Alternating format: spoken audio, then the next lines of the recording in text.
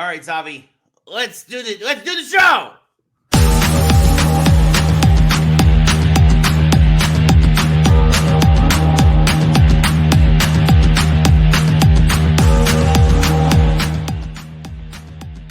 Good morning, good afternoon, good evening, wherever you are. We hope it is good. Welcome to another episode of Geeks Who Like Sports. As always, I am Ray Carcillo in beautiful Los Angeles, California. Join my best friend in entire world over in Philadelphia, Pennsylvania, Elias Lee. How are you doing today, my friend? Huh? What? How you doing with your Philly Fanatics hat? What? We're doing the show. We're live. We're out on the air. We're not live. Right. I'm sorry. I was busy with today's non-sponsor, Rubik's Cube, making us all frustrated since 19 whatever, because Rubik's, look, Ray, got one side, but that's it. Just the one side. It counts if I hold it like this, Ray. For those of you watching now, it looks like I got it. Then the next question would be, well, did you get the other side? No. Rubik's. For people that are geniuses and want to look up internet hacks on how to do these things.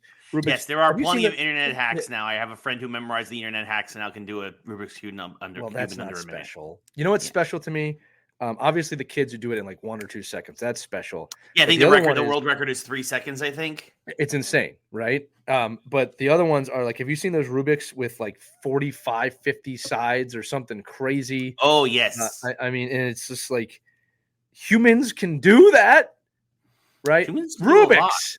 It's something else. It's something else. That's Splenda. That is Splenda. No. I just realized we can use that with everything. That's true. With everything we do. Slogan. I'm looking around. Like, hey, look, Kia. It's something else. Yeah, I mean, that's going to be, we're going to make a something else LLC, and that's how we're going to do. We're just going to license that out to everybody. That's what, Ray, you like podcasts, right? Yes.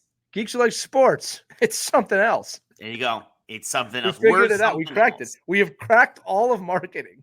Yes. That doesn't matter what you're doing. Trojan condoms. Don't use something else. Yeah. Don't use it. There we go. All right. Yeah, we did it. Amazing. We solved marketing. You don't need AI. Marketing. That's it.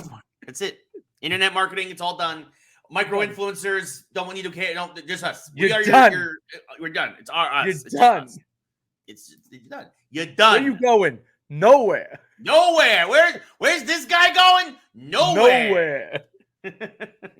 He's really big guy. Bugs. Dropped the toilet on him, and Boondock Saints. Anybody? It's a great movie. Great movie. Boondock Saints. Ray, it looks like you're drinking a beer, but I don't believe that's what you're drinking. No, it's iced tea. It's green tea. It's green tea. It's the same color as beer. So depending on the audience, Ray's having a good time. No matter what he's drinking. No, yeah, it is green tea because it's from my buddies over at the carving board, because where I had lunch when I was running my errands, and they do not serve alcoholic beverages. You can look that up. So that's how you know it is just their patented green tea. The carving board. Something else. It's something else. I had a burger today because I didn't get the chance to have one yesterday for Memorial Day. Yep. Happy Memorial Day. Happy post-Memorial Day to everybody. We wish you a pre-Memorial Day last week. Now it's a post-Memorial Day. And how was your long weekend, Lee? Before we get into the show, we got a big show for you today, folks. Got some geek stuff, a lot of sports stuff, sports heavy episode. How was your Memorial Day weekend, though? I was in an ice rink the whole time. Oh, yeah. Nice. The kids had tournaments. They did really well. My son had his first AA shutout in a really spirited game. He made several saves in that. And my daughter's team, my team, won their championship, so she was very happy. And I was there first time in an ice rink this weekend. I did it. I did it again. So yes, had a good Memorial Day. As always, like to remind people, not in a condescending way, Veterans Day is a different holiday to thank people that have served currently. Correct. All right. That will Memorial is for those. Memorial Day is to memorialize those that have sacrificed their lives. The ultimate sacrifice. Yes. For this country. And we do give thanks for that every day. And they are my anchor. And I will say that. But yes, I spent my Memorial Day celebrating freedom with my children, playing a Canadian sport in an American ice rink. Awesome. Because hockey, Ray, it's something else. It's something else. Well, that's a perfect segue. Now we'll kick off our show with the NHL playoffs. It's a oh boy, it is.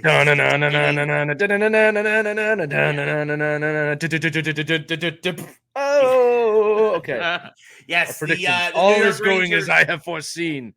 The New York Rangers have won games 2 and 3 in overtime because my blood pressure wasn't high enough So, and unfortunately, I was watching the game from Petco Park, which is where both games where the Padres play. We were playing the Yankees. They had tickets to the Yankees Padres. Went down for the whole weekend. I'll talk a little bit more of that in a second. But and me and everybody else who is also a Ranger fan was watching the game on the phone while we're also watching. All right, there's a pitch. Okay, now 20 seconds of hockey. There's a pitch. 20 seconds of hockey. There's a pitch. 20 seconds of hockey. Going back and forth as the game, of course. And of course, even on Sunday, the Ranger game ended up being the middle of the afternoon. I was thinking, I was like, oh, great. It'll be a primetime game on Sunday because, that's what they've been doing. And I'll watch the Yankee game, which is an afternoon game. No, they were still on at the same exact goddamn time. And so I, again, was watching on my phone on Sunday. Yankees took 2 or 3, by the way. Rangers have taken 2 or 3 so far here in the Eastern Conference Final and are primed, it looks like, knock on wood. This game 4 tonight, as we're recording this, about 3 hours from now, it is May the 28th. Pivotal. 2-2 and 3-1. Massive differences. Florida trying to make it a best of 3. The Rangers trying to put a stranglehold in the series. Lee, what are your thoughts so far on this series? It's a great series, right? These teams match up really well. After game 1, there was a lot of fear from Rangers fans at a 4-0, whatever it was, 4-2, 4-1. 3-0. 3-0 is what I said, yeah. I've said this many times. You never gauge a series on the first game. Ever. It doesn't matter what the score is. You got to play a couple more games to find out. And after game 3, you start to get the picture. Teams match up very well. The Panthers are looking to overtake Igor Shesterkin with just an amazing amount of shots. But the Rangers are proving that it is not the amount of shots, it's the quality of the shots. The Rangers, who are really being outshot 2-1 in most of these most of these games, coming through. Because great teams, and the Panthers are great, but great teams find a way to win. And Rangers are finding ways to win. And I'll tell you this right now, that you're going to hear this, oh, well, they were overtime. It could have been close. Ranger fans know too well about overtime making series close. You can go back to the 2014 Stanley Cup Final where they lost 2 overtime games to the Los Angeles Kings on their road to the Stanley Cup Championship. Here's the deal. It doesn't matter how you get the wins as long as you get the wins. All right. And at this time of year, it is so close that is the margin for error. This series could go 7. It could go 5. You don't know. The point is this, your blood pressure, you might want to get some medicine, my friend, because this series is not going to go quietly. The Panthers are not going to quit quietly. Fully expect them to show up tonight. This is going to be a back-and-forth series. I believe the Rangers will win this series. I've said it. They have found a way through this. They looked pretty bad in game 1, but they bounced back in game 2. And the thing is this. Again, a lot of analysts, a lot of fans, they're just getting outshot. You have Igor Shesterkin in net. Yep. It's a godsend. And if he goes down, you somehow have a 3-time Stanley Cup champion, Hall of Fame, American goalie, and Jonathan Quick behind him. That's not going to be the problem. Can you imagine if he has a bad game and you got to put Quick in? Oh, no. Yeah. All right. This takes nothing away from Sergei Bobrovsky. The Panthers are a very, very good team. Yes. But they have not been able to figure out Igor Shesterkin, who is playing the best hockey I have ever seen him play. Yeah. Right? You have the makings of a Stanley Cup championship berth, but you've got to play the games. Every single game from here on out, it gets harder and harder and harder. All right? So just watch it and enjoy the ride, my friend, because the Rangers and the Panthers are taking you to the promised land of hockey, where they will take on a team that no one outside of the cities they're from cares about. That's very true. That's very true. Because we're going to get to the Oilers and Stars in a second. But there's 3 points I want to talk about with the Rangers first. Alexis Lafreniere has found a new switch, particularly since round 2 against Carolina. Whole new gear, and had some of the most amazing. Like I almost want to call it one of the one looked almost Yager-esque, because I saw Yager do something like that once. He did. It was where he basically just weaved his way through several defense in the conference final. Yes. It's in a regular season game. No. And then went to the backhand and beat Bobrovsky. And if Lafreniere is playing at that level, and then suddenly we get Panarin going, and Kreider and Zibanejad, who have pretty much been absent in these first 3 games. They have. The team is deep. If the Rangers can get their stars to click, it's been the 3rd and 4th lines have been doing all of it. Barclay Goodrow coming out of nowhere, being like, I won a couple of cups. The guys that are – this is exactly why I believe they are the team, because they are getting it from everywhere. Your biggest problem right now is that Fox is probably injured. And I'm going to tell you this right now. That's a good problem to have because he's still playing. He's still got an assist. Yes, he's still playing at a high level. He's just not at the Fox level that we're used to. Here's the thing that no one's talking about. Offensively, nowhere near where he needs to be. Defensively, fine. He's still there. Yeah. And that's where you need him on defense now. Right. When guys like Goudreau are getting overtime game winners, he does not need to be a hero right now. Yeah. He needs to be a great defenseman. That team is firing on all cylinders. They look good. I understand how easy it is, again, to look at them and say, oh, man, they're getting outplayed. It might look like that on the surface, but they're winning the games. I don't know if they're getting outplayed as much as Florida is just explosively being on offensive, right? Which, again, is if Shesterkin stops playing well, you have a major problem. But I have no evidence that he's not going to play well. None. No, exactly. I mean, and that's the thing. Like you said, Goudreau, Wenberg, who hadn't scored a goal in 24 games, had the game winner in game 3. Out of nowhere. Yeah. Like the Rangers are finding ways. And I will say that if the Rangers lose tonight, I may have to drive back down to San Diego and just watch the rest of the series in San Diego because it is. I wish you had that power, my friend. Look, I know. I do not think that this is going to be a quick series. I really do think it's probably going to go 7 games. Yeah. I mean, again, for my prediction sake, I hope it doesn't. All right, but the Florida Panthers, I actually wanted from a Ranger winning standpoint, I was hoping you'd get Boston because they looked really weak to me. I was gonna say that would have been an easier matchup for us. Right. Yeah. Exactly. We'll talk about another Boston team in a minute. But look, this is all I'm going to say is that it's a great battle. It's great hockey. You want your conference final going to overtimes like this. You want them to be exciting. All right. And it is. And again, I just the thing that hurts me the most is having to watch Henrik Lundqvist watch this. Yeah. And like probably have to console Shesterkin after every game. Like, I know they're shooting on you a lot. You can do this. You can do this, buddy. I didn't have anybody behind me. I didn't have anybody good behind me the entire run. And if we did, we traded them pretty quickly. Yep. Okay.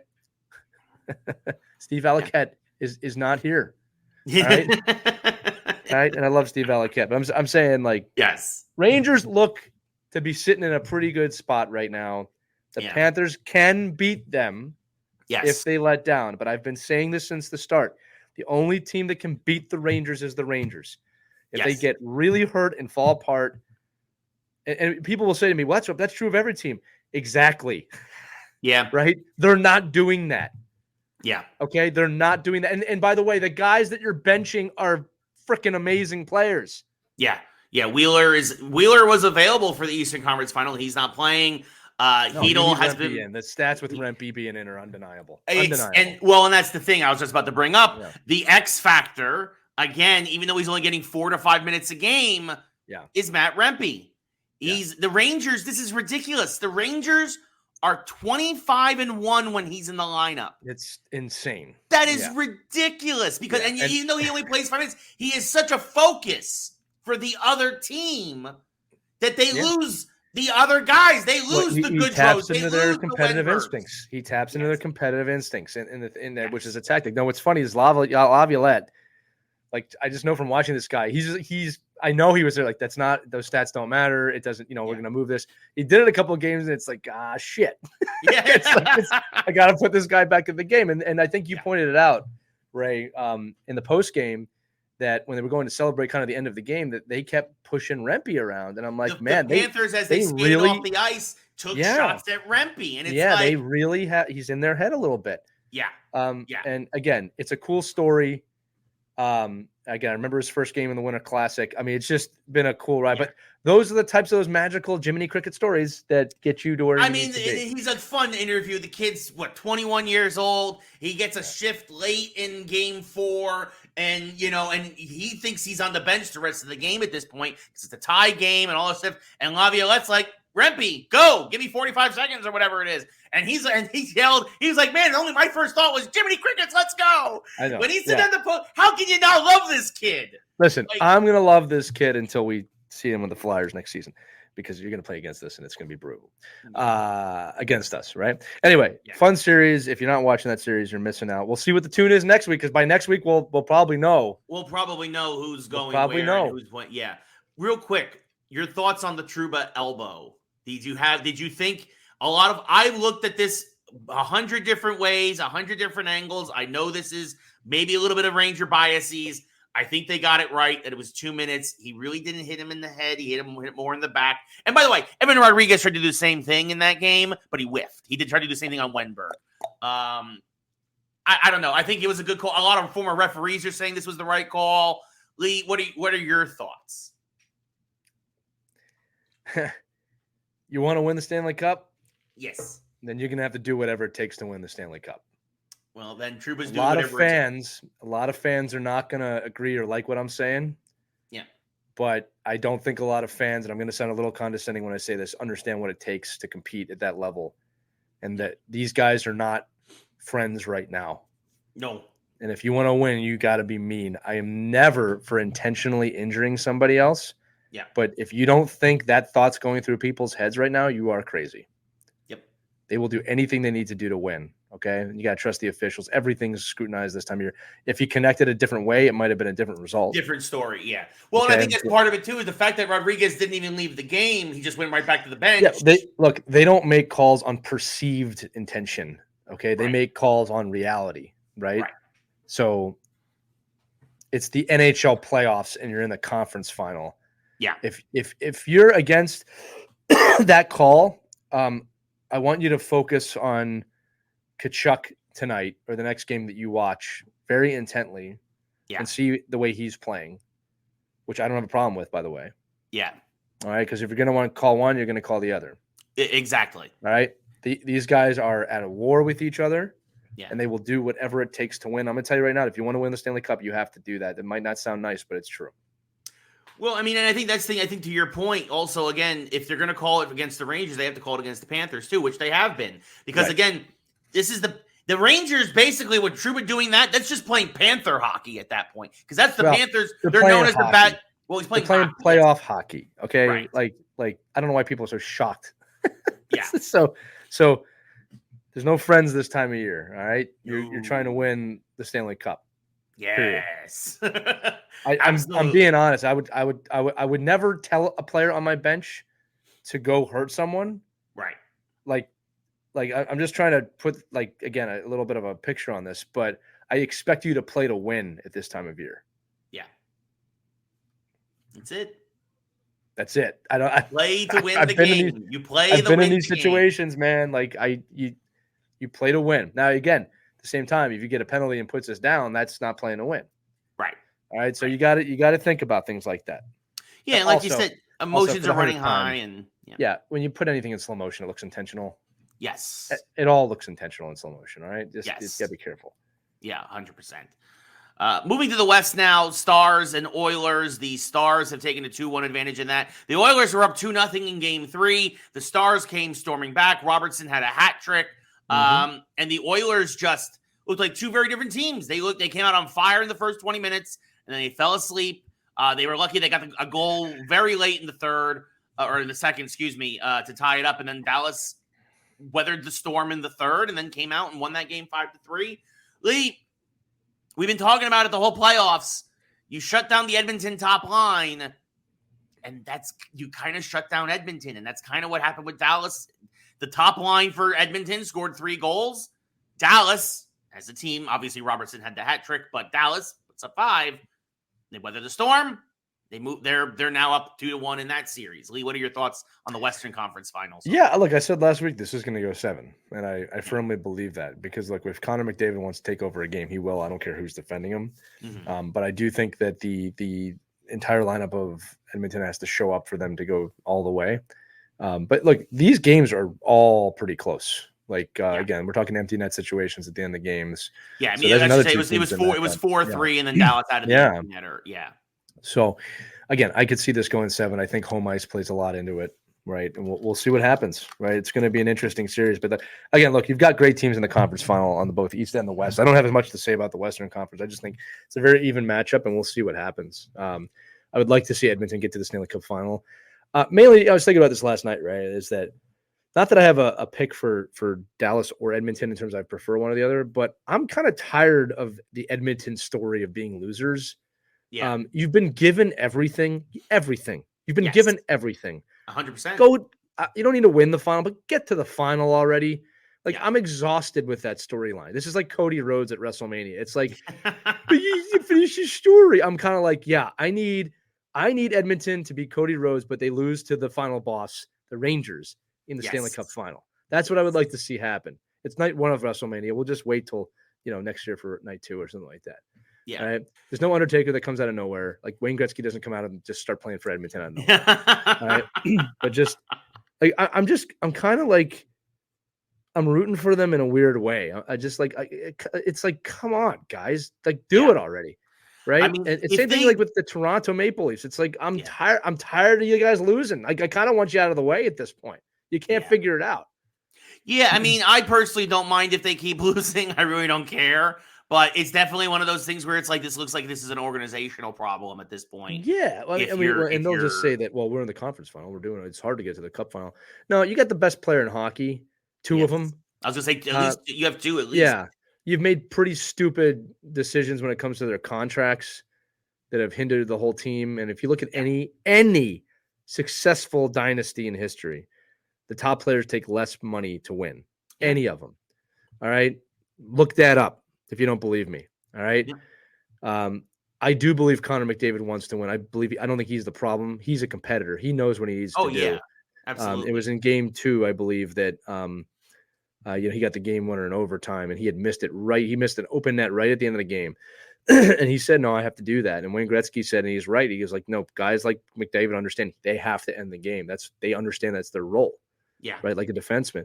So I think McDavid's got it down. I think he understands. All right. He understands his role for sure. But I'm just kind of like, look, Crosby won a Stanley Cup. Ovechkin won a Stanley Cup.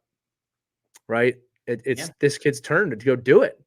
Yeah. Right. One day, Connor Bedard will be leading Chicago to a Stanley Cup. I mean, I believe that. He's that good. Yes. Yeah. All right. But Edmonton, with your 72,464 first overall draft picks, time to win. Yeah. The conference. Yes, the conference. That's it. Just the conference. Yes. Although, again, I said I picked Dallas at the beginning of this series just because I think Ettinger is such a better goaltender than Skinner. Yeah. It's going to go 7. I just think this is going 7. The other thing, too, I kind of like the storyline of an Edmonton-New York final, considering that Mark Messier and Wayne Gretzky are now announcers. Commentators, Yeah, and while that's probably an easier choice for Gretzky, that's not as easy for Messier. No. Right? Even though he won 5 cups with Edmonton and 1 with New York. The one with New York is obviously iconic and legendary. Right. Yeah. By the way, I'm gonna call this right now. ESPN's their crew is better than TNT, I believe. I like Messier and Subban. Yes. I like Steve Levy. I like the way they interact with each other. Absolutely. I feel like TNT is trying too hard at times. It feels like the NHL guys for TNT are trying so hard to be the NBA guys on It's TNT. Exactly what it feels like, right? It's like that they watch that and do that. And like, honestly, I'm not knocking the commentators. I love seeing Gretzky up there. Obviously, I love seeing Lundqvist up there. Anson Carter's fun too. I don't have a lot of love for Biz. I just think he is a shock value guy, and it doesn't add much for me. He doesn't add anything. And Liam I'm McHugh, sure some hockey fans love him. McHugh's great.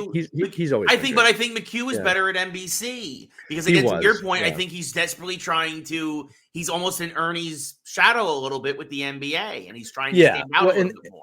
And that's why I like the ESPN coverage. I'm saying that because, first off, I just think Messier and Subban's analysis is just it's a bit sharper and better. Yes. And to me, it's a little more hockey analysis instead of let's have the stupid thing that we do together, which is, look, I'm sure some fans love, to be honest with you. Yeah. And I'm also 40 years old. So Steve Levy, who's called the games when I was a kid.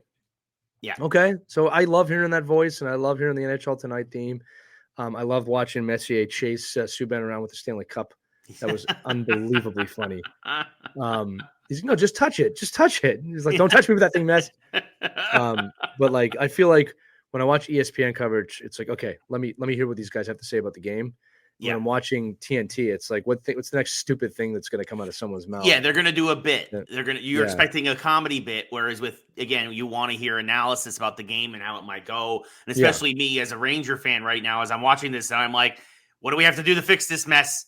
Like Messier, tell me what we're gonna do, please. Like, and Messier, to his credit, has gotten a lot better. Like, this is his first or second year doing this. I think it's maybe his first, or maybe he started out a little. I didn't think he was sharp at the beginning of the season, but he's gotten really good as the year's gone on. No, well, that's the thing. He's not trained to kind of do this stuff, but now he's kind of like, I'm sure the guys at ESPN have worked with him, and I'm sure he's comfortable now. He's done really great. I really enjoy it. And again, look, there's an audience for both. And I think that, it's great that we have two options, I guess. We're not really options, but we have two places to go. One funny thing I'll bring up here, a very popular hockey page posted this week that there's a threat, that's the word they use. The WNBA might overtake the NHL in ratings. And they're like, what do you think about that? And I wrote on this post, I will watch hockey no matter where it's ranked. Right. And it got like 800 likes. Yeah. Because it's like, guys, first off, good for the WNBA. Sure. Right? They're finally turning a corner as a league led by Caitlin Clark in terms of ratings and money and revenue. And all right. That's number one, is I'm completely supportive of women's sports. Go New York Liberty. Number two is, if this was, 2001, where I didn't have the option to watch 4 billion channels on my stream service, and I had to, and they were choosing between the WNBA and the NHL, that would be frustrating because I want to watch hockey, not the women's sport. But here's a news flash. We don't have to do that anymore. Right. Because hockey can be on anytime, all the time, anywhere, and so can the WNBA. Yep. All right. So it's a stupid comment to try and create controversy. And I was really happy. Not that I got a lot of likes. It's not what I mean, but it was really cool to see the support of, I'm just going to watch it wherever it is. It's just such a stupid. Well, it's an attempt at appealing to identity sports them, right? Grow up.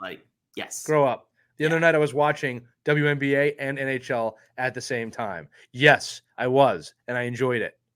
Well, there you go.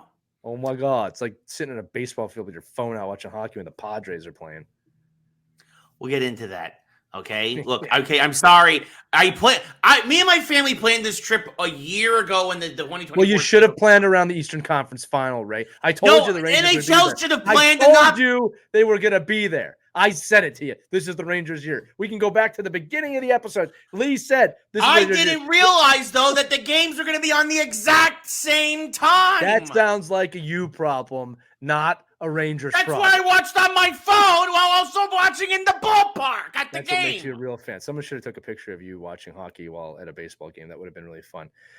Listen, when the Rangers win the Stanley Cup, we're going to make a Lee montage of me saying they're going to win the Stanley Cup, and I'm going to put it everywhere. I'm going to spread it like wildfire. People are going to be so annoyed with me. They're going to be like, okay, we get it. I'm like, no.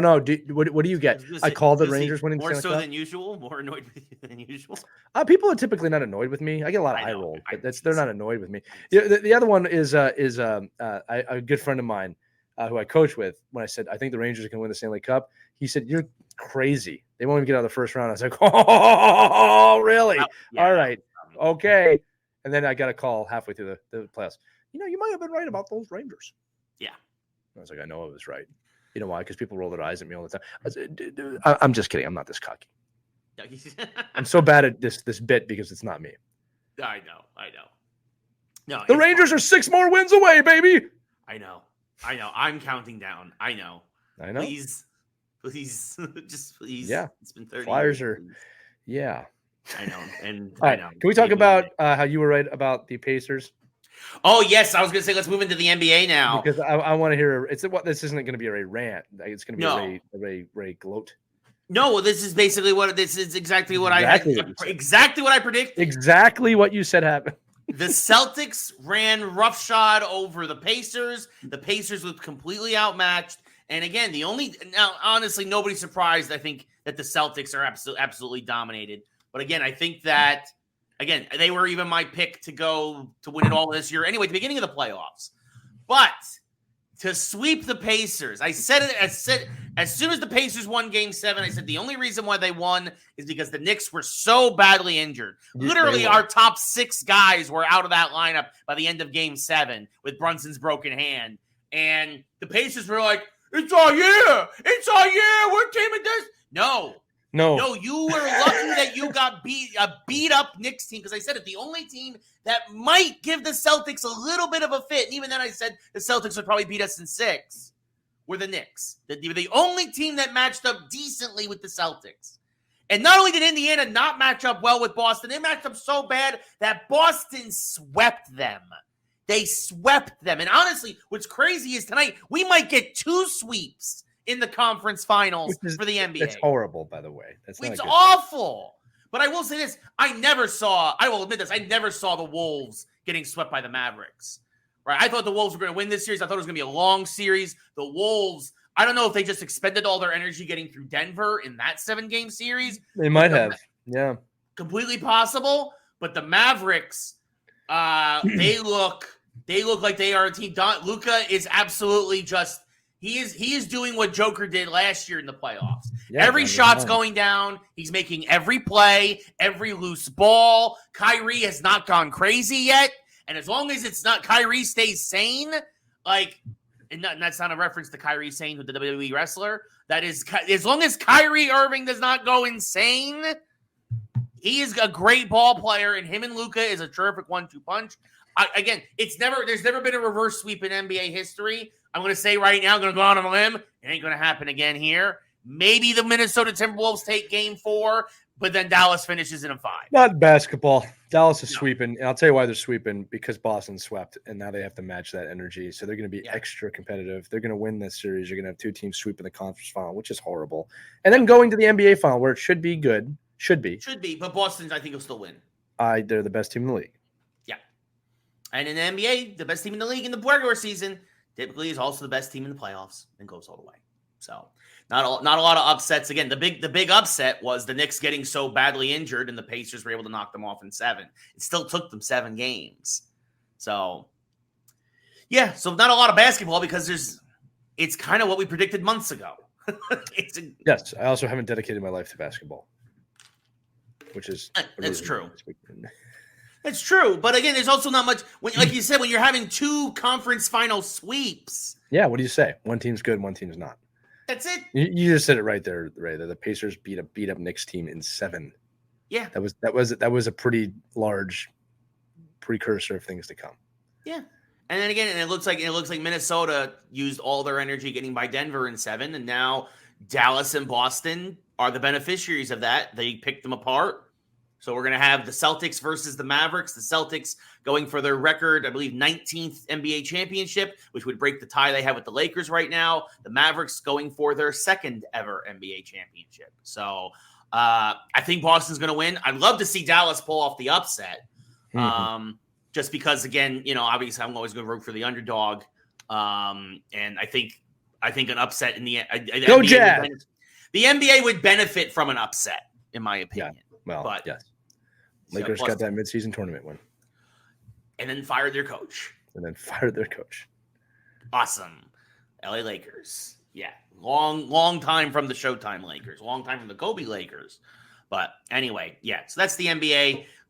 As always, let us know if you guys think any different. We always want to hear that about that stuff. But now we're moving down to baseball. We got a lot of baseball stuff. So this weekend I was in San Diego.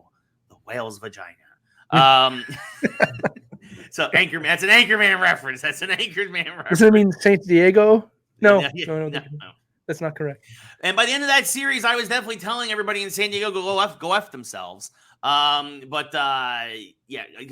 the Padre fans, who again, like most California sports fans, are terrible sports fans. That's what's in. Yeah, exactly. They thought that because they took one game. Again, the Yankees won the series 2 out of 3. Again, it's a regular season series. And the Padres fans on the last game, you thought they had won the World Series. Yeah. And that's what happens when you have a culture of losing. In fact, actually, we laughed so hard, even as Yankee fans. Petco Park has been open for 20 years. Do you want to know what 3-game series set the attendance record for Petco Park in the last 20 years? Right, I believe that was the Yankee series. Yes. In fact, it was this last weekend. because there were so many Yankee fans that it's the first time ever they've had 3 straight shutout or sellouts. Sellouts. It felt like Yankee Stadium. It really did. We outnumbered them in San Diego. You said that. By like a 60-40 margin. Well, San Diego's very close to New York, Ray. It's understandable. It's just a little stones toss across the country. I was talking to folks. Some of these other Yankee fans, they're like, I'm from Alabama. Oh, yeah. They're Florida. Everywhere. I'm from Minnesota. I'm from North Dakota. I am from, like, my family from North Jersey and New York and whatnot. Obviously, I drove down from LA. Padre fans were like, we just kind of found, we just had the tickets and they were around. And kind of remembered that there was a baseball game this weekend and we thought it might be fun. Yeah. That's what's in. The Padre fans, I'll say that San Diego's very nice, but it is a pathetic excuse for a sports town. It's why you have only one sports team left, and you do a horrible job supporting them. We absolutely drowned you out all 3 games. We should have swept, but Gleyber Torres decided to make another error. Trade bait Torres. # trade bait Torres. But no, it was great. We absolutely. I love it. The one fan turned around to me and was like, "You're really loud." And I'm like, "Yeah, I'm cheering for my team." Like, and Lee knows this. I don't get negative. I don't yell at "F this guy, F that guy." No. I'm not like. I'm very much "Let's go Yankees" all game long. And I don't think and definitely a lot of them weren't used to. Although one lady sitting near me decided to try to, she got very drunk over the course of 9 innings and tried to be as loud as I was. And it didn't work. And she just got really, really drunk. And it was a really, really bad scene for her. And her husband kind of had to drag her out of there. And it was, and I'm like, yeah. Stupid New York Mets, Yankees fans. They can't match the energy. Jets. Yeah, 134,000 people over 3 games. The Yankee fans set an attendance record in San Diego. So that was fun. It was good to be with the family and to go down and see that. Lovely story, Ray. Once again, The Yankees prevail in something, but the next story here looks like it's the end of something. There's a new book coming out in New York talking about the end of the Joe Torre era with the Yankees, the end of the dynasty, and his fallout with Brian Cashman. And it only confirms even more how much I hate Brian Cashman and why Brian Cashman should be fired. The big story that was revealed in the book, I haven't read the book, but this was an excerpt, obviously, to try to help sell the book. Ron Guidry, for those who don't know, of course, one of the greatest Yankee pitchers of all time, won the championships with them in 77 and 78. Louisiana Lightning is what they called him. Absolute ace. Became the Yankee pitching coach in 2006 and 2007 under Joe Torre when Mel Stottlemyre, who had been the longtime pitching coach for the Yankees, decided to finally retire. And Brian Cashman was like, "So what kind of newfangled metrics are you going to bring in?" And Ron Guidry's like, "I'm going to see if they can throw strikes." They made this movie Moneyball, and in the movie, Brad Pitt takes his team almost to be good. Yeah, he takes them to a first-round loss against the Yankees. That was the pinnacle of that movie, folks. Yeah. And all he does is all that work just to lose to the Yankees in the first round. You changed the game. Thanks. Yeah, and you still lost. Yeah. You changed the game for the worse, and you still lost. Anyway, so Brian Cashman and the A's would go on to have a very, very historic career over the next 25 years, winning many World Series and setting MLB records for their division. Setting records in losses and lack of attendance. And then moved to another city. Yes, they're on their way to Vegas. I tell people all the time. Las Vegas. Sorry, I had to There's 2 teams right now that have no plans for a City Connect jersey. The Yankees, because obviously tradition, and the Athletics, because they have no city to connect to. Right. So the Yankees jerseys are a City Connect jersey. Exactly. Unlike the Mets City Connect jerseys, which just look terrible, just like the team. Boy, they continue to just fall apart, and I take great joy in it because it's so hysterical to see how bad they are. They're just so bad. And you are such a delectable man. I mean, hey, look, it's just nice to see like Mets fans get put in their place year after year after year after year after year. We'll talk about the NL East in a minute. I want to hear about this book and your thoughts. So Ron Guidry, basically, yes, let's get back to the Ron Guidry story. Brian Cashman's like, well, we're going to start doing bullpen sessions. It's your job as the pitching coach to mark how many pitches the guys throw. And Ron Guidry's like, if they feel like throwing 20 pitches, let them throw 20 pitches. If they feel like throwing 40 pitches, let them throw 40 pitches. It's kind of up to the player. Shouldn't it be up to the player how they feel? Like, I'm not going to institute some crazy, sabermetric. Yeah, exactly. So Cashman's like, they should be throwing 30 pitches. So Ron Guidry, in a little spiteful, little old school baseball, every pitcher got marked 30 pitches, 30 pitches, 30 pitches, 30 pitches, 30 pitches. And Brian Cashman's like, so everybody's doing 30? And he's like, yeah, everybody's doing 30 pitches. Everybody's doing 30 pitches. And Joe Torre's just like, I believe Ron. That's my pitching coach. I believe him, So Cashman, in his infinite wisdom, installs security cameras in the bullpens and where they're doing the bullpen sessions. The ego. And he makes someone count all the pitchers' pitches and mark them down. And then he went to Ron Guidry and was like, this is the bullpen report. And Ron Guidry's like, cool. Okay, whatever. Sure. And then Joe Torre, and understandably so, is like, you put cameras? You're watching the coaches? Let us worry about the players and the team. Your job is to build the team. Again, it's the Moneyball scene. You give me the team. I manage the team. And that's why Brian Cashman was like, yeah, this can't work anymore. I'm done.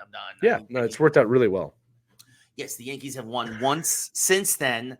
And the reason why the guy who took us to that World Series, Cashman let him go, because again, Cashman's like, I want more numbers. It worked out really well. And then they instituted Aaron Boone, who has been one of the worst managers in Yankee history. A puppet. He's a puppet. Right. The children that were born during that last World Series championship are turning 15 this year. They've never seen a World Series. There are a generation of Yankees fans that have never experienced winning. It's ridiculous. It's unheard of. No, it's unheard of. It's unheard of that anyone could go that long without winning a World Series. It's been 15 years. 15 years, man. It's been 16 for me. I get it. Yeah. Actually, this ties, at least from my knowledge, since when the Yankees first won the World Series, their first World Series win was 1923, which of course came 20 years after their inception in 1903. Since then, I don't think we've had longer than a 15. The only other 15-year stretch where we did not win a World Series was we won in 1962 and then didn't win again until 1977. Right. And then actually, okay, so winning, actually, that's true. Winning, it's 18 years, actually. So 78 to 96, 18 years. But we were in the World Series in 81 because we were in the World Series in 81. Are you impressed that I knew that, right? Yes. No, that's a great call. Yes. I missed math. I know more about the Yankees than the average man. I missed my math there, but yeah. I think living in New York that long has helped me out. Osmosis. It's because we're always talking about it. Joking aside, it's been a minute, and I'll say this too: that as of today, the two favorites, you'd have to pick the two favorites to be in the World Series are the Yankees and the Philadelphia Phillies. 100%. And with Arcia getting severely hurt, Acuna. I apologize. With Acuna getting severely hurt, we'll cut that, but we won't. Phillies are in a position now where, look, if you play 500, you're sitting really well. The Marlins are terrible. The Nationals are terrible. The Mets are terrible. The Braves might get a wild card. They're not dead in the water. They're just missing a huge piece. It's like Bryce Harper getting hurt. And with that said, and they also don't have Spencer Strider now either. They're number one starter. So the other thing too is Braves were my National League pick. I'm sorry, they are not my National League pick. No, they can't be. I mean, look, here's the other difference is that like with the Phillies right now, and we'll have to see what happens with the Braves. With the Phillies, Trey Turner went down. That's a huge loss. Yeah, but the guys have stepped up. Sosa has stepped up big time, right? I mean, he's looking like an all-star at the moment. Yeah. Right. And you have other guys that are stepping up big time. So like they filled in. I don't know if the Braves have a roster to do that. No. I've seen crazier things happen though, to be super fair. Sure. All right. Cody Clemens out of nowhere, just getting humongous hits for us. Right. Yeah. Now Phillies just dropped 2-0, and it's like I'm experiencing this now where they dropped two in a row, not 2-0. They dropped two games in a row, and a lot of Phillies fans are like, "Oh, this is weird." It's a cool place to be. Philly's looking really, really good right now. Yeah. But Phillies Yankees, man. Like, I think that's possible. 100%, absolutely. My prediction at the beginning of the year, April 1st, I said Braves and Baltimore. Mm-hmm. And I think that, again, you said crazier things have happened. Baltimore is still very good. They're only 2.5 games back of the Yankees. Who knows what can happen once playoff time comes around. But the Phillies should be the hands down favorite now to win the East. If they stay healthy, yeah. They look great. They look great. And they look pissed. You know, they were interviewing Rob Thompson the other night, and he was saying that, you know, they just about how well they're doing. But he said kind of poignantly, like, look, they want this. They're pissed off they didn't get to the World Series last year. They're pissed off they didn't win the World Series a couple years ago. They understand how close they are, and they want it. I'll tell you right now, as a fan, I love hearing that. Yep. All right, because it means they're not playing to beat the other teams. They're playing because they're mad. I mean, they're having a lot of fun. Don't get me wrong. But they're playing because they want to win the World Series. That's what every baseball team wants to hear. Not the Mets, where it's like, well, we like to win the World Series. Yeah. We like to win. No, the Phillies want it. Yeah. They really want it. The Yankees look like they want it. Yes, absolutely. So here it is. Juan Soto, Alex Verdugo. Yeah. Like, we're calling it Yankees-Phillies in the World Series. Of course, if they get there, we'll go back to this episode and blast it all over the internet. And if it's not what happens, we will never talk about this again. Yeah, no, it's going to be, like you said, as long as everybody stays healthy. But even that, like you said, guys have been stepping up. The Yankees haven't had Garrett Cole. Last year's Cy Young winner hasn't. Our ace has been hurt. Arguably the best pitcher in baseball. And this guy and Luis Heel comes out of nowhere and is like, oh, I have a top 10 ERA in Major League Baseball now with a 2.11 ERA. And even though I never pitched a full season, hey, look at me. Hi, guys.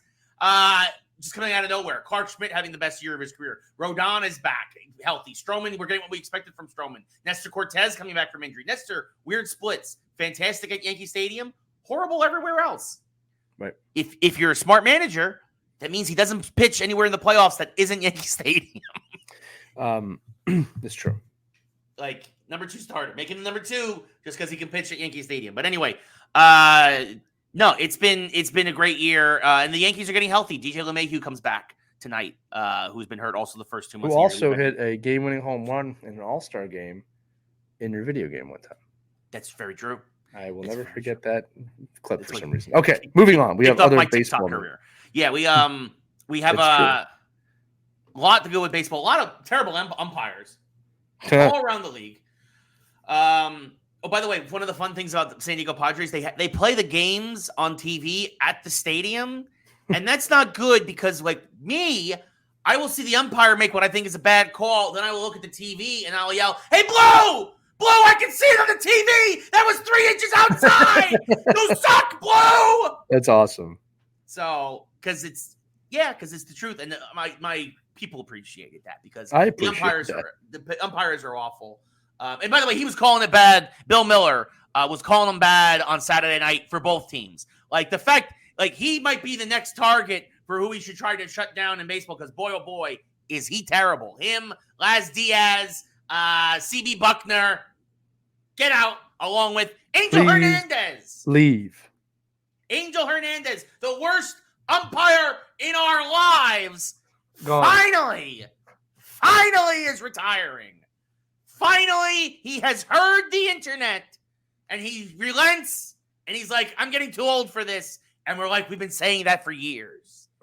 Get out. He's like, I'm going to go spend some time with my family. I'm like, do you even know what they look like? Because you can't see anything. You suck. And he's gone. He made a good call. For once. Finally made a good call. Look, I go back and forth on this. I've tried to have some empathy for this situation, and it's really hard. He has statistically been horrible at his job for a while. I think he knows he's getting an amazing amount of criticism. I'm sure he got to a point where he didn't want to hear it anymore. Yep. But, you know, Ray, and we're going to talk about the ego of umpires a little bit here across the board. Sometimes I wonder if if this was an FU. The guy's had kind of a controversial career within the MLB. The MLB was in a position with him where they couldn't fire him. Right? That was, we can go into that deeper another time, but he was not someone who could be fired because of some of the suits he has filed against the MLB. They handcuffed themselves to never being able to fire the guy. So this is the only way it could end. And it makes me wonder if he stuck around. I mean, somebody said it right. Who was it? Somebody said it right on the internet. I can't remember who it was right now, but it was a pretty well-known reporter had said, it is a problem that every single night you are an official, the story is about you. Yeah. That's not good. And I agree with that. I will also say people are always looking for Hernandez to make a mistake. Sure. But you think he would get better at his game. Yeah. I mean, he was just a horrible, horrible umpire and a horrible baseball official. And I hate to say it like this, but I am glad he's gone because I don't want to talk 100%. about the guy anymore. No. Now, I will say this. I'm not transitioning out here, but I will say this, that baseball must be doing something right from a player and baseball standpoint because this year the biggest problem is the umpires. Yes. Right? We're not talking about balls or cheating or anything like that, not different anymore. balls being played. Yeah, we're talking about how horrible umpires and kind of on a nightly basis. Yes. And it's getting a little annoying now. I'm like, I don't want to talk about umpires anymore. I don't want to talk about it. The fact that there's a weekly program that shows the top 10 worst missed calls is a problem. Yeah. And by the way, Hernandez always made the list every week. Every week he was there near the top. And it's really, look, this is good for the game to get new blood in there. And to your point, some of the lawsuits that he brought against MLB, I mean, the union, his tenure and all that, there was a lot of handcuffs on him. Yeah. Because he was trying to make it about race at several points. And it was never about that. It's the fact that you suck. You're bad at your job. I will say this, that the one good thing I can say about him is that he did push to see a different race in that position. Absolutely. Much more. He was at the forefront of diversity in Major League Baseball umpiring. And if that is his legacy, great. Then God bless him. Because hopefully that is I don't want to take away thing. from that. 100%. 100%. You were bad at your job. 100% as well. All right. Yes. I mean, and it's been for what? 7 years, 6-7 years. He's been an umpire for almost since 91. I don't ever remember hearing his name until a few years ago. So and that's the other thing too is we have the technology now to be like, we can see how bad you are. We always kind of suspected it, but now we can definitively see on every broadcast that you are really missing one of every 4 calls, basically, and that's bad. That's really bad. Yeah. So. Another guy who missed the call this week. This was ridiculous. Down in Miami. This was ridiculous. the Marlins dugout was barking at the home plate umpire, balls and strikes, the usual deal. And the head coach, I believe it's Skip Schumacher down there, came out and was barking. The umpire was like, "Enough! I hear anything else, you're gone." And from anybody else in your bench, they're gone. Bench coach starts coming down, starts clapping real loud. Just clapping. And the umpire yells, "That's it. I've had it. You're out of here." And Skip Schumacher comes out and he's like, "Who's out of here?" And he's like, Someone's out. Someone from your side's out of here. And he's like, what do you mean? You're throwing people out? You don't even know who you threw out? He's like, I heard something, and one of yours are gone. And he's like, well, who? Tell me who? Who? The crew chief has to come down, and it's like, look, this is a bad look. This is taking too long. Like, just pick somebody. Just pick somebody. He told the coach to pick someone. Yeah, he told the coach. Like, I'm not picking someone. No, it's your job. And then he was like, I would probably pick the bench coach. And he's like, he was just clapping. The umpires have gotten so ridiculous. This is like Boone getting ejected. Again, you all know I don't like Boone, but I was like, this was terrible when he got ejected because the fan said something in the first row.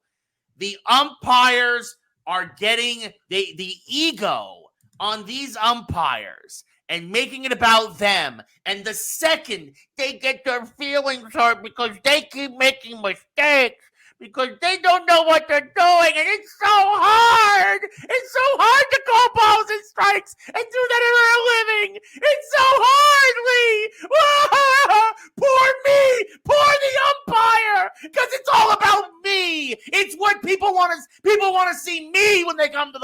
mark. No, you morons! I'm still trying to figure out a chant about how to replace the like CPU. Like I'm trying to think. I'm blind. I'm deaf. I wanna be a ref. Yeah. No, yeah, we need something specifically for like I think more tailored to the umpires. Listen, for here's the baseball. deal. You said it. The ego is incredible. I understand officials having to stand up for themselves and saying, "Hey, listen, don't push yourself in my space. This is my job." This has gone too far. Yes. Bryce Harper got ejected the other night for seemingly speaking to an umpire. Yes. All right. And again, I haven't seen the lip reading on it yet, which will come out soon, I'm sure. But I'm pretty sure he was just asking a question in a critical way. Where was it? Like, and then he throws him out of the game, and Bryce Harper's like, "Whoa, I'm just asking, like, I honestly asking." So I'm taking Harper's side on that for obvious reasons, but it's too much. You guys are becoming the story, and that's not the story. Yeah, right. Like, I don't know what to say, man. I've seen guys in the NHL tell refs to go F themselves, and the refs like, okay, yeah. Like, this isn't about you guys. Yeah. All right. I'd love to hear the union meetings of why you think you can do this. There's a very perfectly easy option to replace you. Are you feeling the heat on that? Because this is not helping. Yeah. Well, and that's making the case. Exactly. Is that if anything, we now have the case more and more as to why we either to expand replay at the major league level or to replace the umpires altogether. Because honestly, like, or at least remove balls and strikes from their purview. Because even this, now we're starting to find out from like hot mics that like the umpires are kind of also starting to lean more on replay.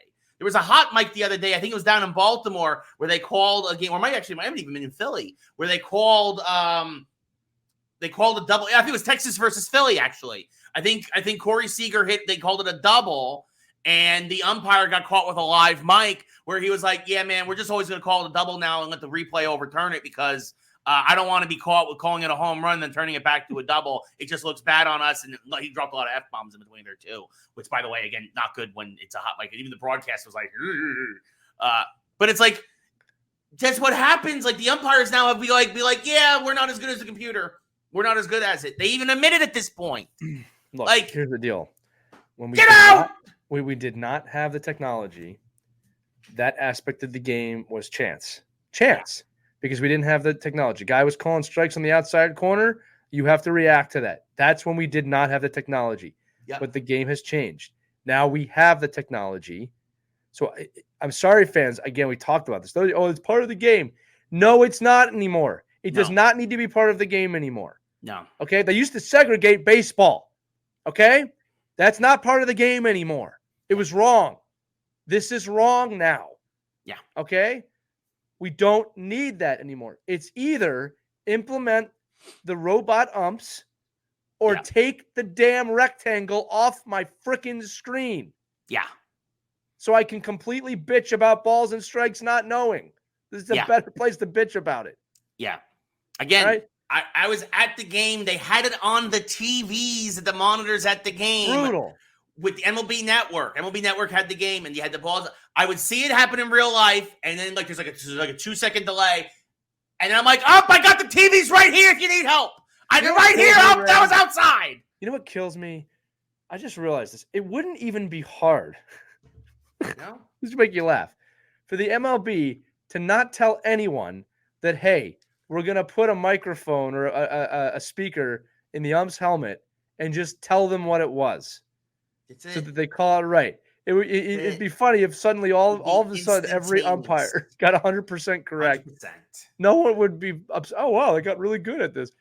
Like, you have the solution. Yeah. You're letting the pitchers and the catchers talk through that now. I was going to say we have the pitch comm now where there's no more signals. There's no more sign stealing or anything. I mean, there still could be, but like completely different. Like it's that simple. Just put a little thing in his ear. Yeah. That's it. One is a strike. 2 dots is a ball. That's it. That's ball. You can still do your best. Hey, you can do all your arm motions. Like you're doing a kung fu movie. I'm over it, man. I'm over them. I'm over these umpires. Get out of baseball. It's time. That's it. And here's another perfect example of it. Moving into our last sports story. Yes, and this is great for the game. The NFL has finally said we are going to try in the preseason, and if it works, we are going to implement it in the regular season. They're putting electronic signals in the footballs for first downs. Amazing. That's it. Amazing. That's it. No more chain gang. No more of that. It's like, that's it, folks. We did it. We have the technology. We've had the little yellow line on our TVs for 20 years. We're gonna finally put that in the footballs now. Football hits the sensor. First down. That's it. That's it. I'll tell you something else, Ray. Is that, and this is why I love this, is that Jason Kelsey was joking about. He likes the chain gang. He likes that there's little things you can do. Yeah, they're nice guys. Yeah. Well, he said the gamesmanship of it, right? Yeah. And I'm like, he was joking, right? And it's like, look, man. Like everyone says it. It's a game of inches. So wouldn't you want the technology that can correctly calculate the inches, which you have now?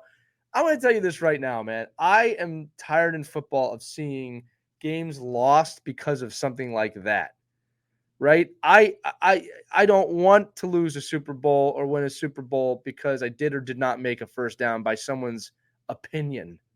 Yeah. Fourth of inches. If it's a first down, if you earned it, you get it. Period. Great move by the NFL. I hope it works out fine. If it does not work correctly, I understand them pulling it, but it's going to work fine. Well, that's why they're going to try it in the preseason. Right. Work out any bugs, hopefully. And then it's going to be great. And again, it's a game of inches.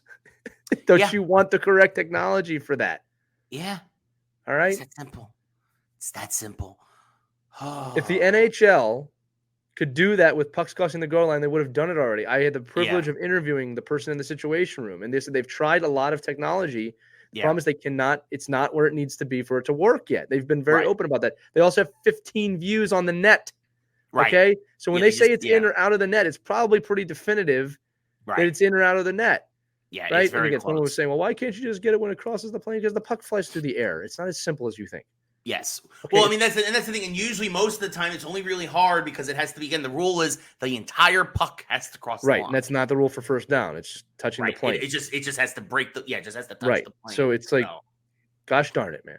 Again, sometimes I wonder, Ray, when the video games have to make problems, the video games will call balls a strike every once in a while, right? Does that happen in MLB The Show? It happens all the time and it drives me nuts. I know, right? It's in the game. Bad reffing sports. It's in the game. Yeah, I literally had a highlight a couple of weeks ago where I was up at the plate in Anthony Rizzo, my digital Anthony Rizzo. I took a pitch that should have been strike three. It fooled me. Not gonna lie, it was a slider that came back, backdoor slider came back, hit the inside corner, and the game called it a ball. And I hit a home run in the very next pitch, and I'm like, oh my god, it's just like real life. I mean, can you imagine being the guy at EA or whoever makes that game? Like, hey, listen, we got Sony San Diego, 12% of the strikes have to be balls. It's like, wait, what? And like 3% of the balls have to be strikes. You know what? I used to like video games because they were fair. To be fair, they do have the option to turn that off in the show. I would turn it off if I was playing, but I understand. I just leave it as default. But I definitely and at this point, I don't know. I'm just too lazy to mess with the settings. No, don't mess with anything. Anyway. Oh, but the good on the NFL finally fixing that. I think that's a good thing. I will say, and actually, MLB The Show should expand its replay. Just like Major League Baseball should expand its replay. Because boy, oh boy, either their character models don't work, or boy, oh boy, am I safe a lot more times than they call me out. Anyway, and it's probably, that's a whole thing with hitboxes and collision and video games. Right. If they had the league and they replaced all the parts of the league with new parts, would it still be the same league?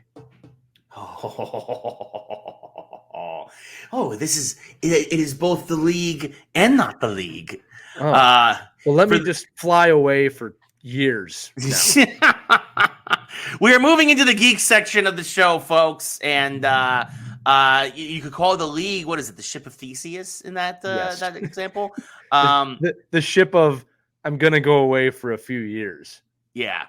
Finally, the MCU has realized, oh yeah, we kind of had we got a lot of loose strings that we need to tie up. Yeah. A couple of weeks ago they announced 1,000. Yeah.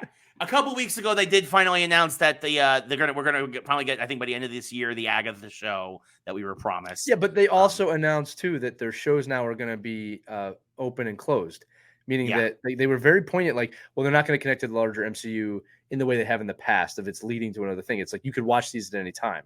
And I'm like, that's a great thought that you probably should have done 5 years ago. Right. You have a problem now. Right. Yeah, you led with that. So now all these shows are basically just feel like they're going to basically just tie up all these loose ends that they created, or a lot of them anyway. And one of them is the Vision is finally getting his own, I almost said MTV, MCU show in 2020. It's so confusing. It shot right back to 1994. I'm Kurt the Vision Loder. show. I'm Kurt Loder. This is your MTV News Minute. Kurt Loder, man, he's in his 90s almost. I'm gonna look this up. I'm gonna say he's in his 70s. I think he's in his 80s, dude. I think he's way older than that because I think he was 40 in like the 90s. You know, I know the math works there in your favor. Just watch. So he just celebrated his 79th birthday. Damn it! I was so close. So close. Technically, I'm correct. You were very close, but technically I am correct. No. We'll use the MLB variants, and I'm correct. But by Price is Right rules, I'm right. Okay, we could go Wheel of Fortune rules where guys are now guessing unbelievably inappropriate. Right in the butt. The best part of that. Sajak was so close to retirement. Sajak going, no. No. For those of you who don't know what we're talking about, there was a Wheel of Fortune puzzle, and first off, the guy guessed right in the butt, which could not have been it because the first word didn't fit. The letters didn't fit. Right. The guy's name was Tavares, like Tavares, who plays for the Leafs, but his first name was Tavares. It was stupid, and I was "Oh my god, we're devolving. This is so bad." Right in the butt. Right in the butt. Oh my god. Oh. Nobody laughed. It wasn't even a joke. No, and what was it actually? It was something like so obvious. This is the best. This is the best. That was the actual puzzle solution. I will say the lady next to him kind of like stifled a laugh, but she kind of was like, and then she ended up solving it. Well, she knew it wasn't right in the butt. So it wasn't right in the butt. Cancel that one out. Right in the butt. Yes, what a schmuck. Schmuck of the week. Yeah, that's our Vision. of the week. Vision's getting its own TV show. Yes. Vision's a very important character in the MCU. So I can understand why they did this. My question for Vision, Ray. Yes. I guess we're saying like White Vision, Gray Vision. I imagine it has to, because the other Vision was just a figment of Wanda's magic. So did he go to space, or is he still on Earth? That's a great question. Is he? Yeah. I mean, you just said they're not going to connect it, but boy, would he have been a perfect thing to connect somehow to maybe them as Captain Marvel. There's a lot of shit they could have connected him to. They failed. Now I'm saying to you, the space thing says if he's not in space, Ray, where the hell has he been?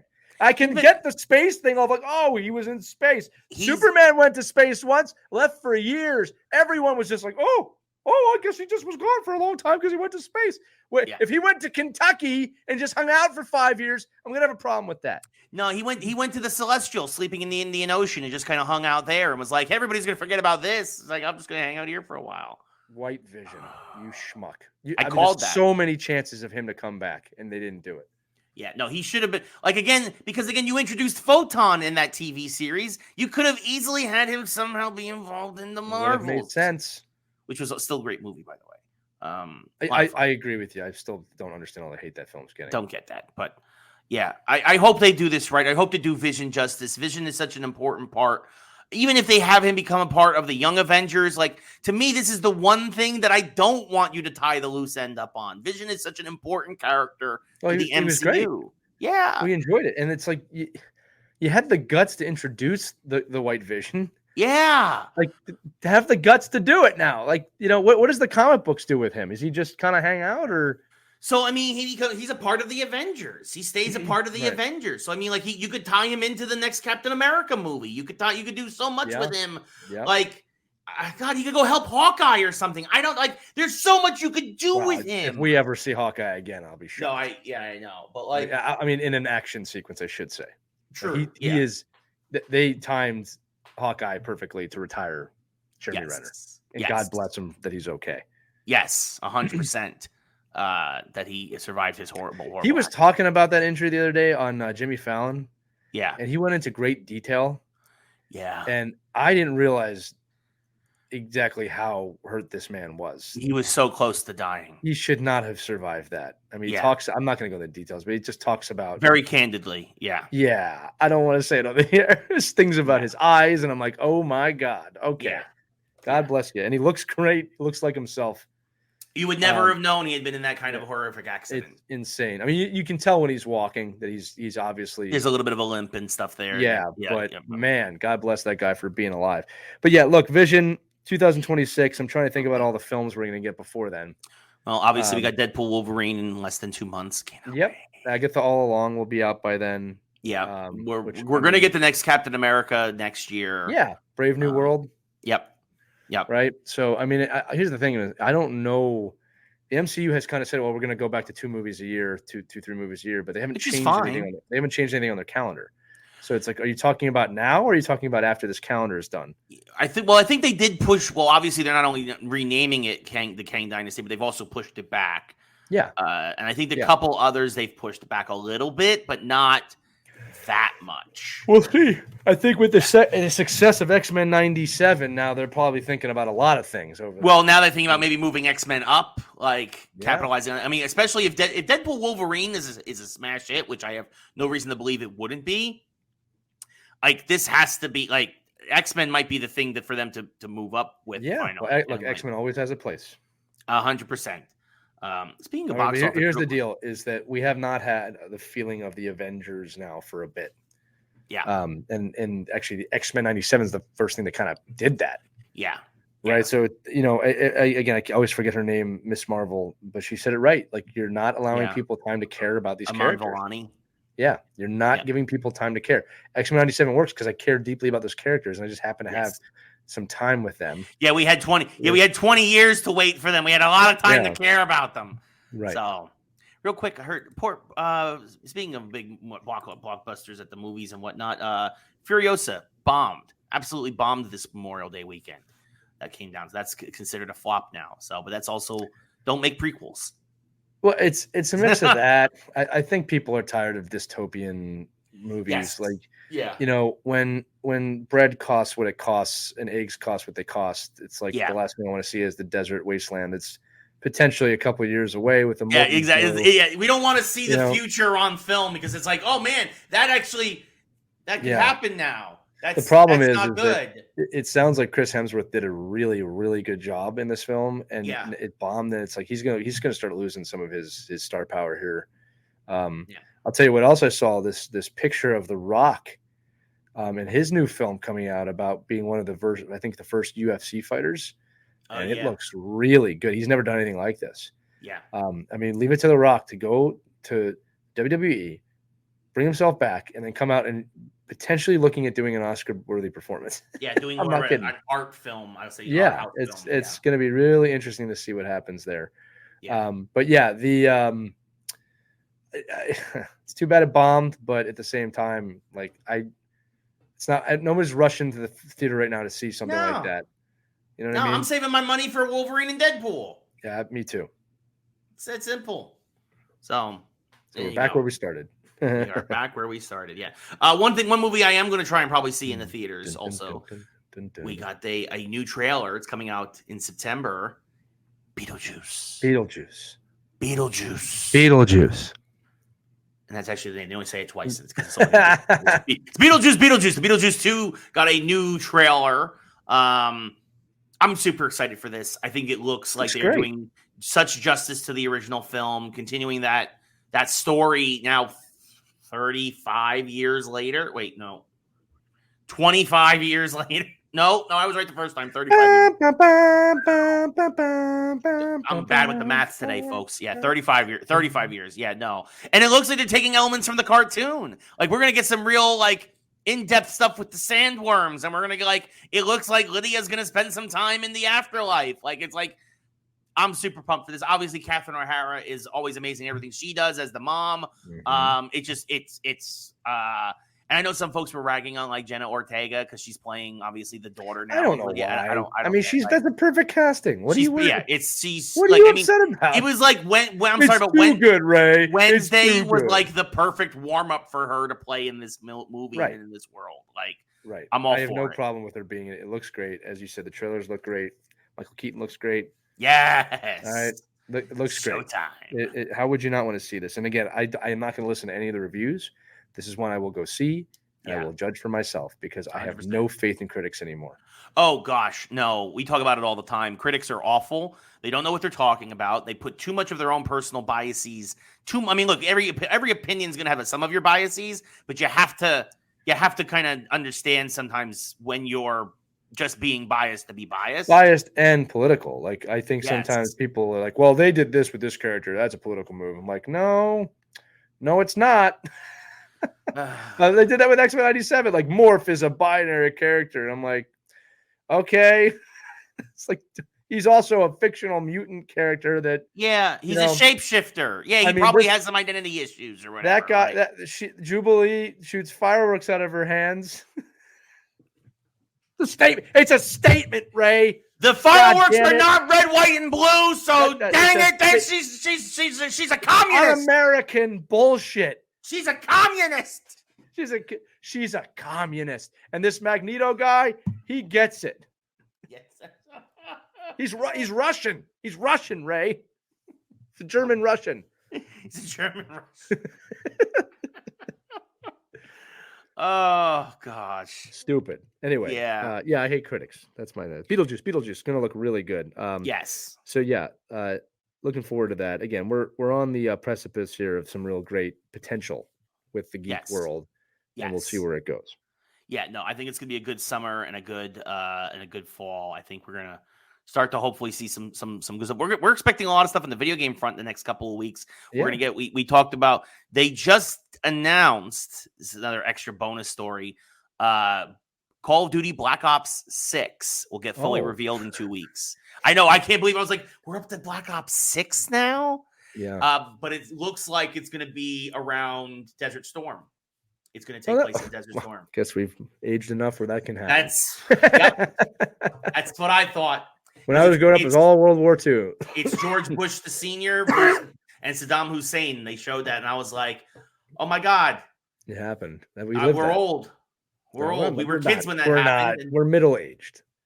That's pretty much old. So, so Black Ops 6, we're going to get the full reveal of that in a couple of weeks from Activision and Microsoft. Hey, Black Ops 6, it's something else. It's something else. Activision, Microsoft, we know you got billions of dollars. So if I can't wait. I'm going to be walking. It's just Game Pass. I'm going to walk into my kids playing, and I'll be like, yeah, that's not how that happened. Yeah, I know. Yeah. It's just a couple years away from that. Yeah, that's not. What are you playing? Recession 09? I have to get a job. Well, good luck with that, son. Oh. What job did you get? I'm an NHL superstar. Unbelievable. Oh, gosh. Well, EA Sports presents Recession 09. Yeah. You're trapped in a wasteland where there's no jobs. Yeah, that's the next Mad Max. Well, the sequel to Recession 09 is Inflation 2024. Like, you have $10. Go buy food for your family. Good luck. Eggs are $9.99. Yeah. Anyway, we're going down a deep dark path that none of us want. I bought a bag of grapes for $12 the other day. Are you serious? I'm dead serious. That's what grapes cost. I'm glad I don't like grapes, but holy cow! My wife has made a garden in our yard. Smart. I am starting to wonder. Yeah, if I'm going to be fighting the rabbits for this carrot next week. Well, I mean, the thing is, I mean, that's why my grandparents always had a garden, and my mom always had a garden. Tomatoes, all our fruits and vegetables came from our own garden. I am thankful that I was raised by an extremely frugal parents and generation. They came from that silent generation, 100%, born right before World War II. And while I don't live as frugal as they do, I am thankful for the perspective of that, because there are decisions that I make or don't make. Like, maybe I should spend $15,000 on Ranger Eastern Conference final tickets. Like, no, I don't do that. No. I did know a guy the other day who spent that much on those WrestleMania tickets, and I'm like, what are you doing? It's an iconic event. What are you doing? Yeah. You could watch it on TV. Yeah. For $19.99 a year. Yeah. Schmuck. No, it's definitely. But I was there, man. Okay. And especially, I lost my, as everybody knows, I lost my job in January. Yeah, like you got to learn how to tighten the belt, and you got to learn how to stretch a dollar. And like, it's not a lot of folks.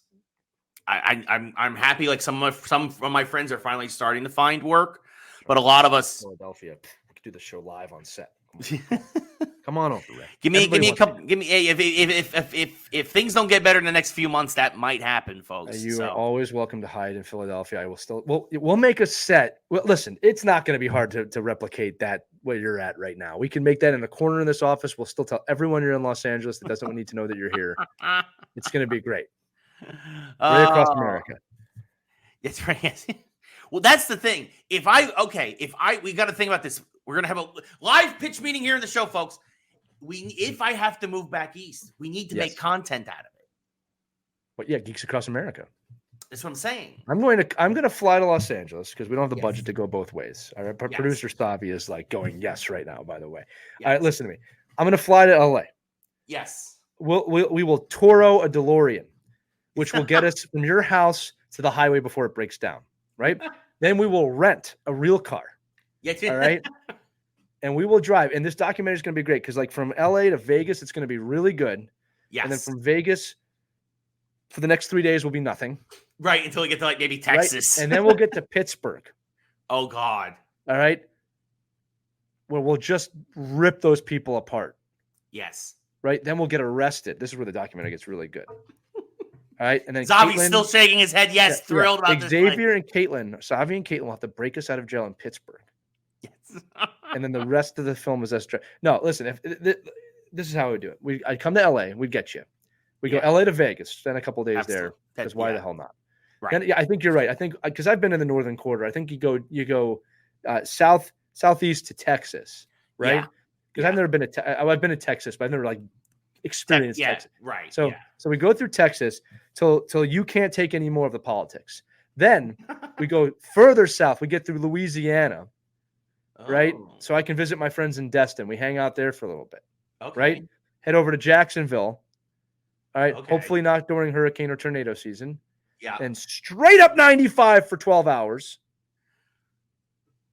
Stop in DC. And then to Philadelphia. I was going to say, okay, if we really have to go to Destin, then we'll go through Louisiana, stop in New Orleans. But then I think we go, instead we try to see if we can Nolans. Go up to I would want to hit it either like a Memphis or a Nashville. And then, Nashville. Well, we can do Nashville's off. Nashville, and then kind of like swerve towards DC and then get back up to Philly. For the low price of $25,000, you can fund this trip. $5,000 for the trip, $20,000 for gas and other costs. Yeah.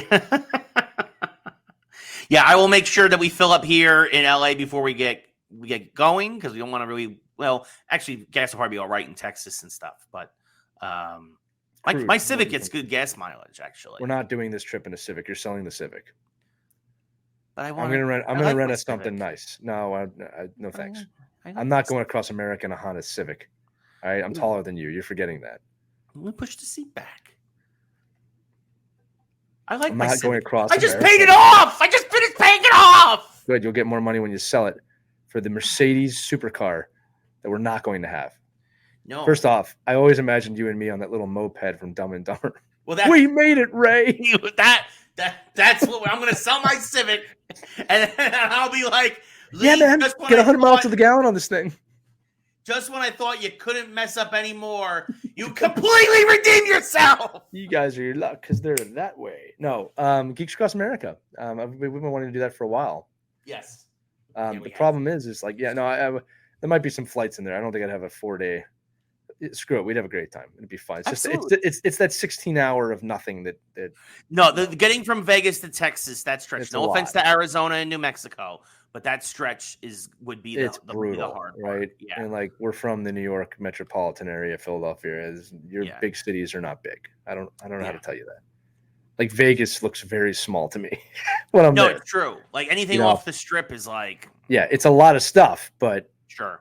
all you got to do is look at the skyline where we're from, and it's like, yeah. No, yeah. Anyway, Geeks Across America. It's a sponsor. thought. Rubik's, help us out. Yes, exactly. Help us solve the puzzle of getting Ray. Back east. Splenda. Yeah. Something else. It's something else. We need the sugar, but not sugar. It's something else. Something else. Yeah. All right. Listen, the mashup this week, we were talking about Angel Hernandez and umpires. Brought up the question, really timely. What geek property would make the worst and best sports officials?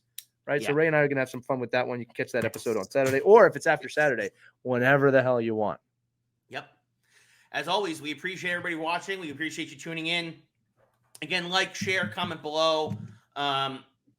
If you want to sponsor Geeks Across America, let us know. Geeks Who Like Do Sports something crazy, huh? Billionaires, help us out. We're good. We're professional broadcasters, and we're good at what we do. We are. It's very entertaining. It would be very entertaining. Me and Lee on the road for Lee and I. Come on, man. See, that was a preview.